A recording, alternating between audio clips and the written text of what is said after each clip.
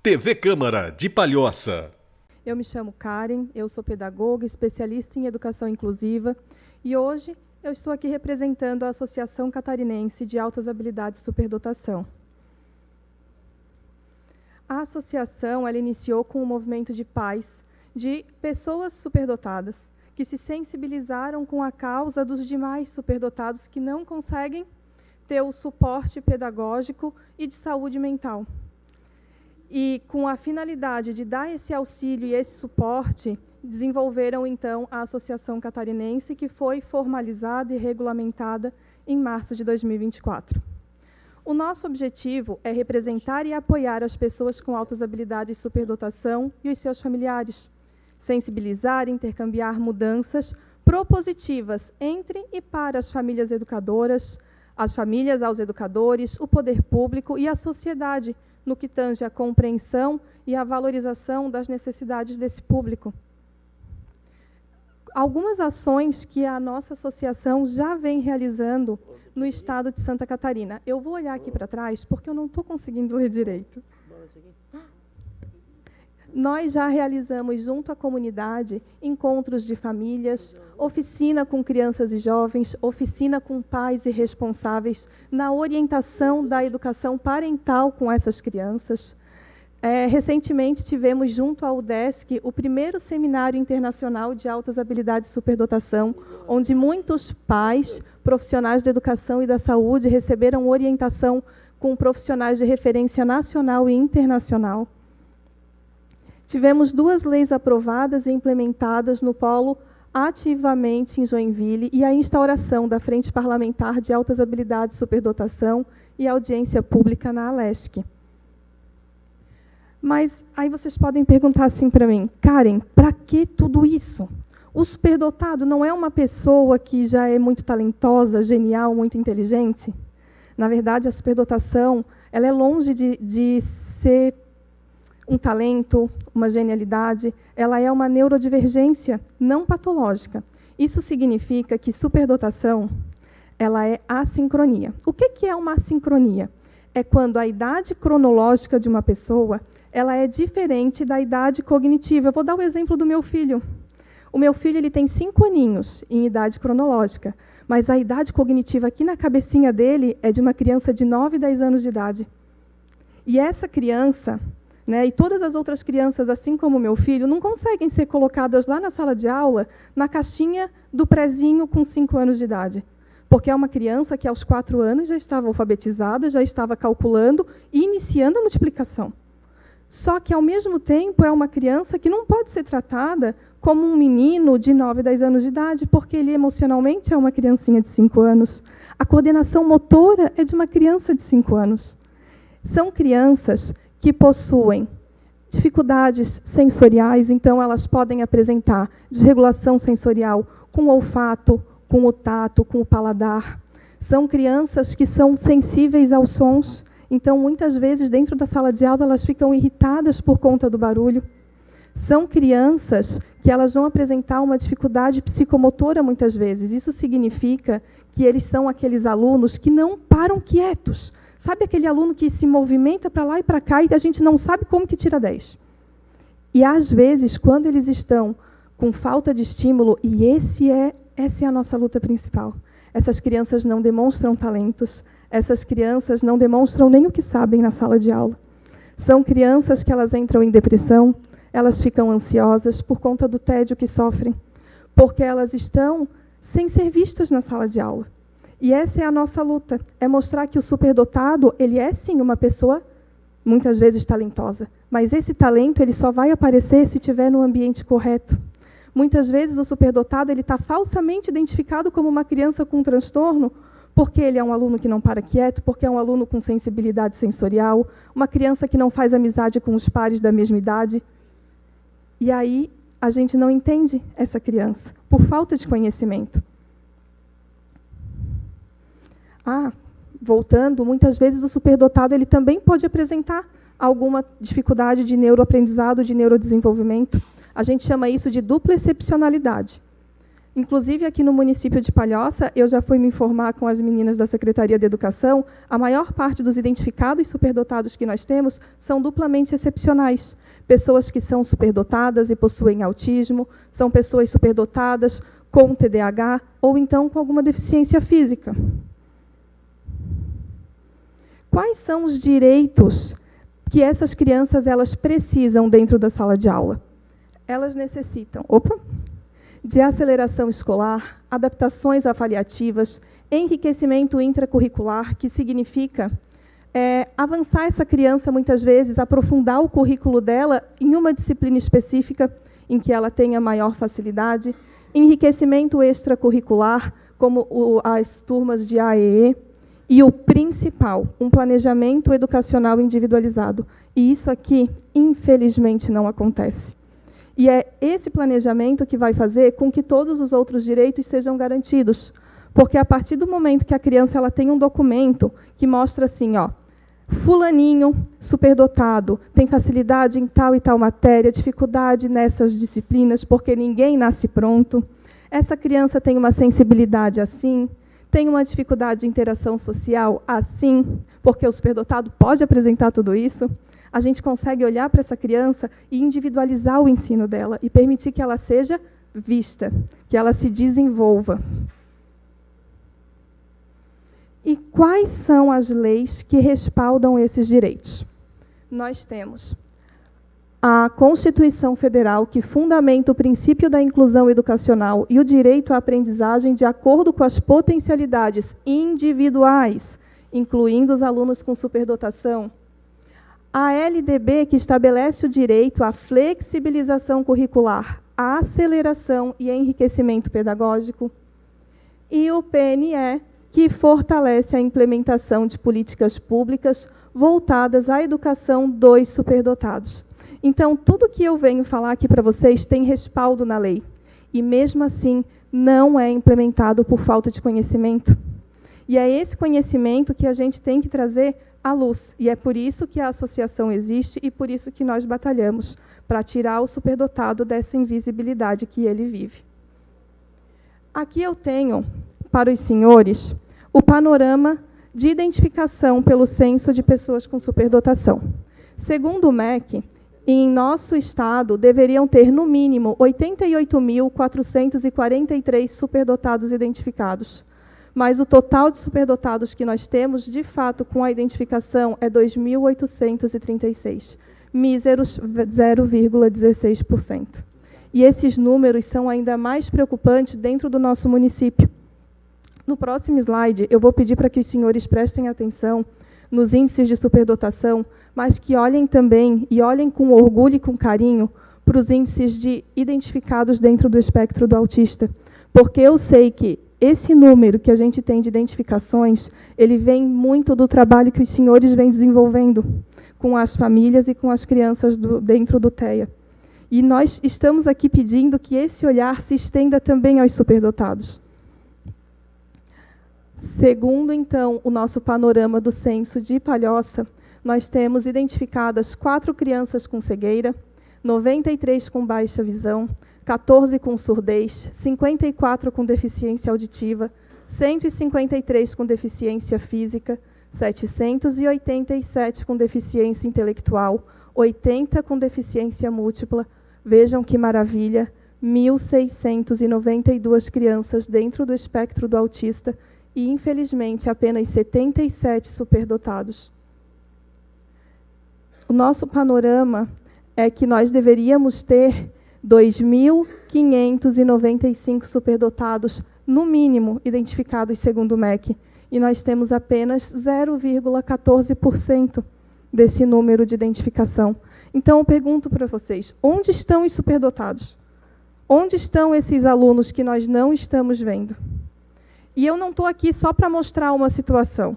Eu quero trazer soluções para que a gente possa trabalhar junto e de forma ativa no manejo, né, desses superdotados, para que a gente consiga identificar e ajudar. De que formas? Capacitação para todos os docentes, capacitação para os membros dos conselhos de educação, capacitação para os profissionais de saúde e da assistência social, a busca ativa por superdotados em todas as redes de ensino, a fiscalização das escolas estadual, federal, municipal e particular, a criação de incentivos para que as escolas identifiquem os superdotados, sala de recursos equipadas em todas as escolas, criação de polos para superdotados na nossa cidade, colocar ações concretas sobre altas habilidades no plano municipal de educação. Trabalho complementar entre escola pública e municipal, a fim de que o histórico do aluno com superdotação siga com ele durante toda a sua vida acadêmica. Como nós imaginamos que podemos fazer esse trabalho? Qual seria um primeiro passo que nós sugerimos que seja dado? A implementação de uma lei, da lei de conscientização do dia da pessoa com superdotação no nosso município. Porque a partir do momento em que nós temos uma lei que demonstra aqui que neste dia é o dia da conscientização da pessoa com superdotação, nós estamos tirando esse dia no ano para poder falar sobre o superdotado, para poder tirar o superdotado da invisibilidade.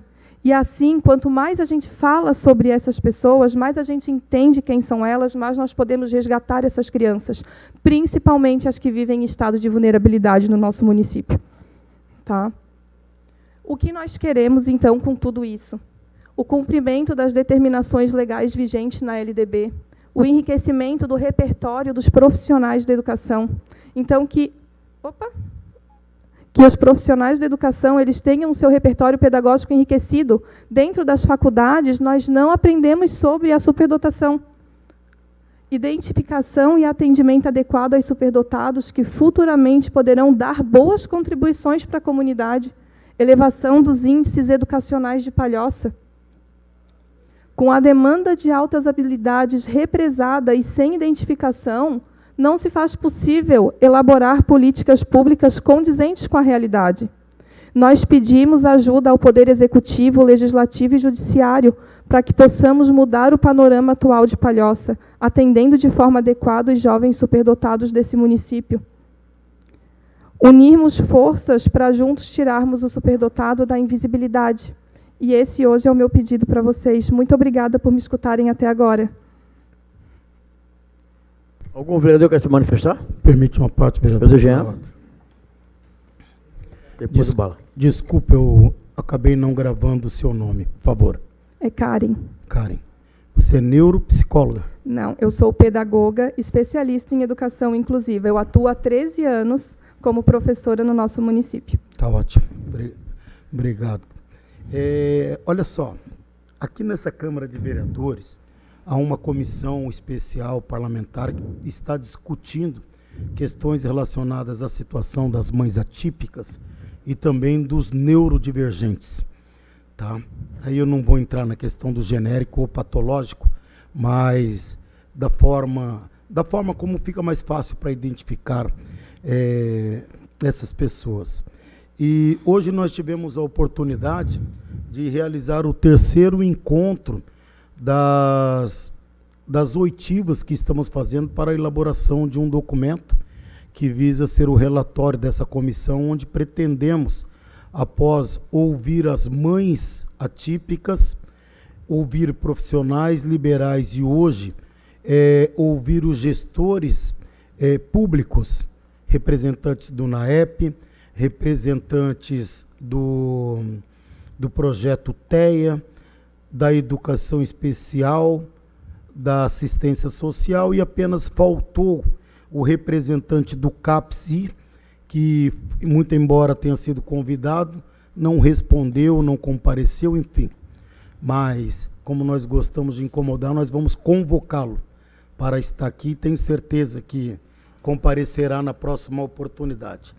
E o vereador Bala, inclusive, esteve presente na reunião de hoje à tarde, juntamente com a presidente da subseção da Ordem dos Advogados, a doutora Solane Schaffer, e durante 3 horas de discussões, nós tivemos a oportunidade, senhor presidente, de enxergar uma crise muito grande no processo de inclusão dos neurodivergentes. É um problema que nós vamos ter que trabalhar com muita atenção, com muito cuidado.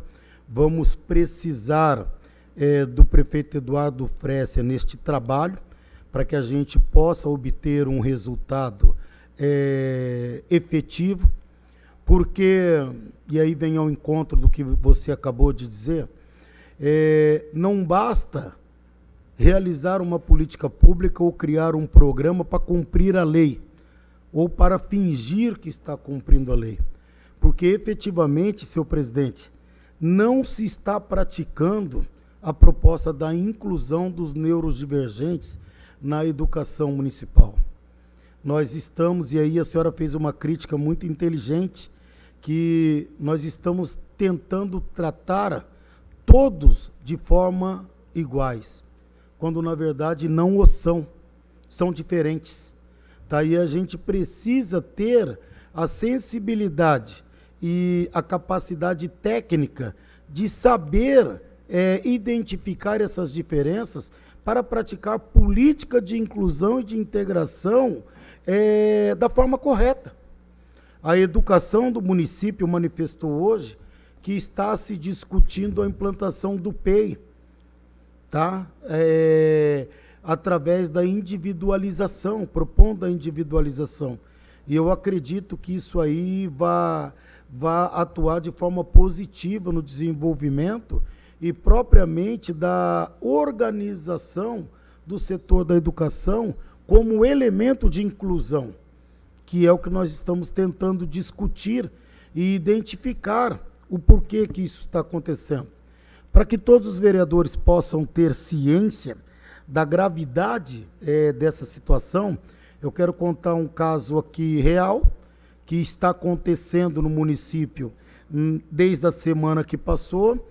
Uma criança neurodivergente que tem sofrido bullying na escola, após uma desregulação, retirou o cinto e passou no pescoço e tentou se suicidar. Tá? Se enforcou. E essa criança de 8 anos, tá, pelos abusos que vem sendo praticados dentro da escola, hoje se encontra internada no hospital. Não me informaram se ainda tem e se corre risco de vida. Mas esse é um caso real. A direção da escola, por desconhecimento e falta de capacidade técnica, ou talvez por conta da ausência de um protocolo, afastou a criança da escola e disseminou a informação perante a todos, criando um constrangimento desnecessário para a família. Enfim, isso não é inclusão. Garantir uma vaga na escola e dizer que tem um professor AE para poder dar assistência, não é inclusão. Precisa ter um plano educacional individualizado para conhecer sistematicamente a situação e poder inserir ele num contexto que ajudará no seu desenvolvimento. E é problemático, mas eu não vou me alongar muito nessa situação, viu, professora? Nós estamos à disposição lá na comissão, se a senhora quiser participar, é só procurar o gabinete do vereador Gia Negão, falar com a nossa assessoria ali com o Pablo e com a Tainara, eles estão coordenando esse projeto. Nós vamos finalizar o relatório com estudos, com depoimentos, com informações e com bastante conhecimento.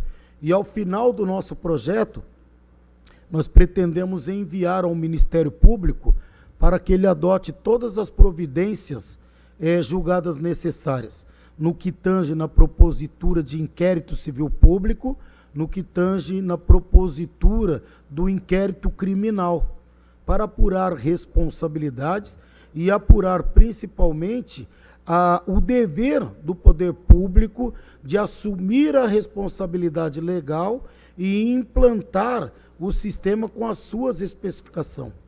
Tá? É isso que nós estamos nos propondo a discutir na comissão e a senhora está convidada. Tá? Inclusive, se a senhora puder disponibilizar esse estudo para que a gente possa incluir também a questão do neurodivergente superdotado, será muito importante para complementar o nosso trabalho e dar todos o subsídio técnico necessário para adotar na elaboração dos programas. Tá? Hoje tivemos a oportunidade aqui de discutir com o NAEP e o NAEP demonstrou muito conhecimento e muita capacidade. Precisa envolver o NAEP urgente neste processo, e nós saímos satisfeitos também com a manifestação do projeto TEA. Eles mostraram muita sensibilidade, muita racionalidade num programa que eles estão desenvolvendo. Então, seria importante apresentar esse documento e a gente se coloca à disposição da senhora, tá bom? Muito obrigada. Vereador Bola?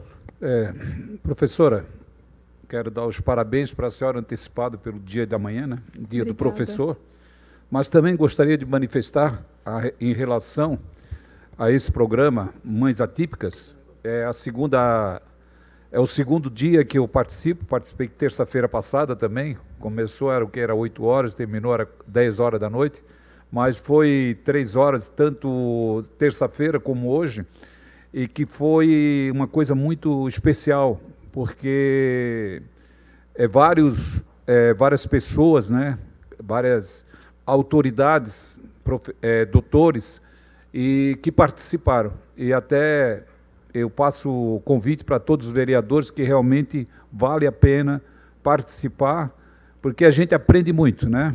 Aprende muito. Mas eu gostaria de fazer uma pergunta. O superdotado, tudo bem, ele inicia superdotado. Ele entra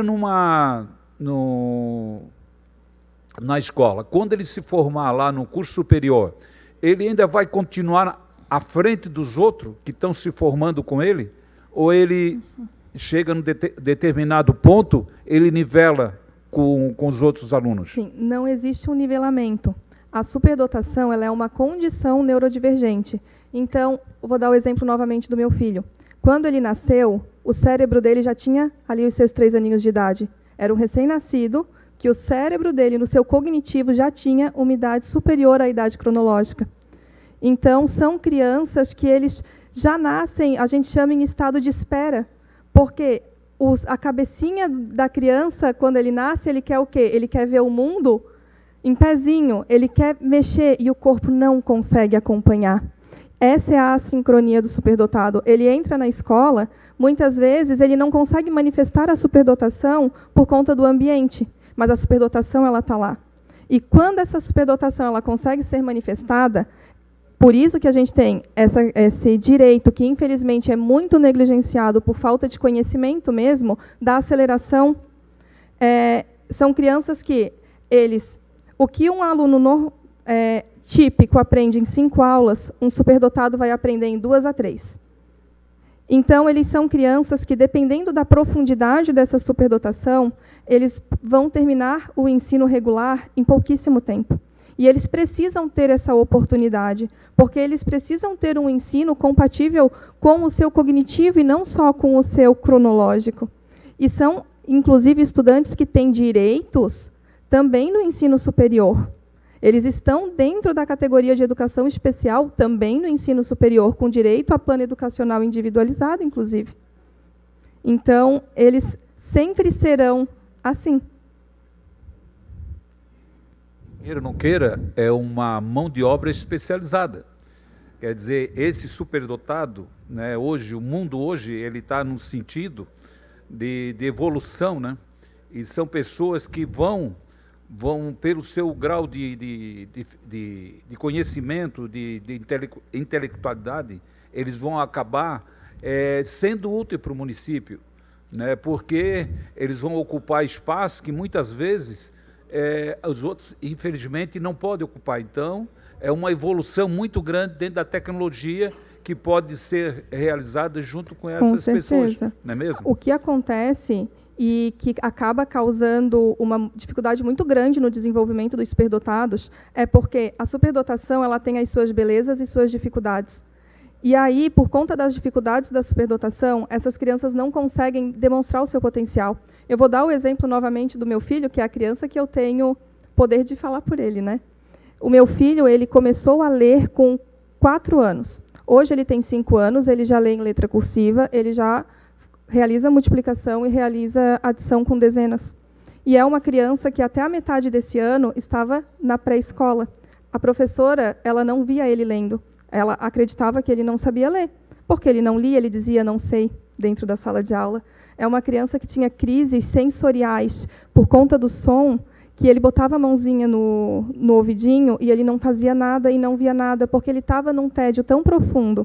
E ele tem essa amplitude na audição que quem olhava para ele, inclusive ele teve um falso diagnóstico de uma criança com um transtorno do neurodesenvolvimento.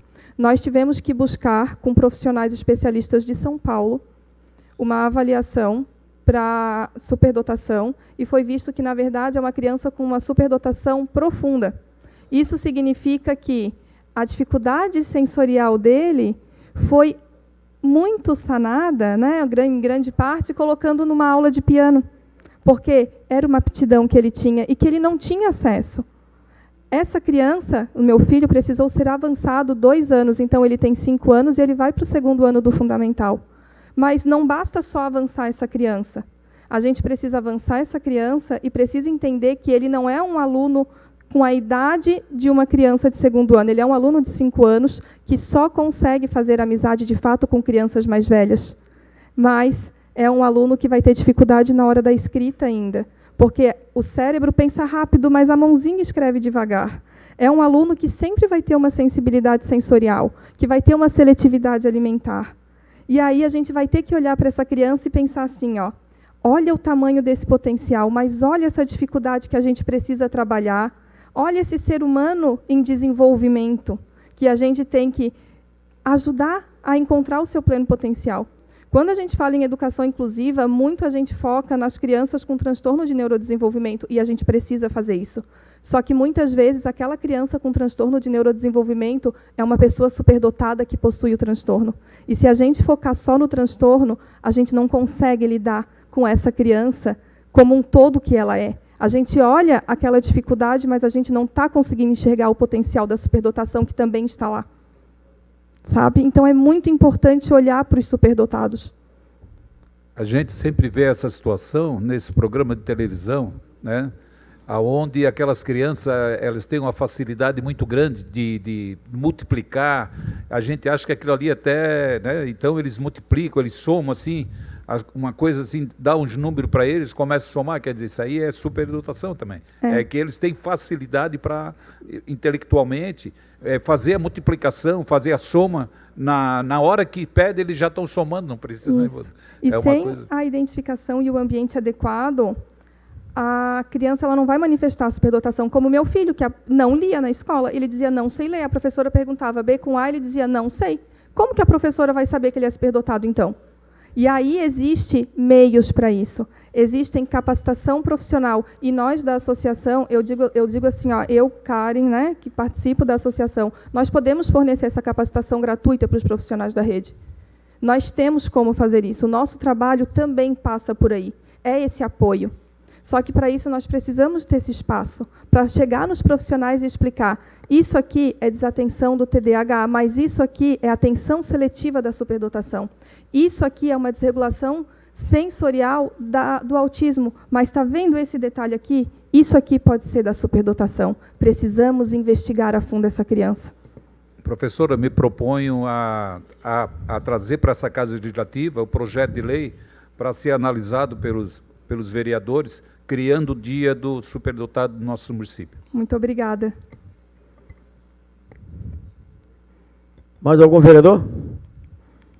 Cara, eu quero te agradecer. Obrigada. Tá, de dar essa palestra aos ilustres colegas vereadores e dizer que a Câmara está inteira à disposição. Você precisar aqui do Poder Legislativo, tá? Conta com a gente. Felicidades, que Deus te ilumine. Amém. Obrigada.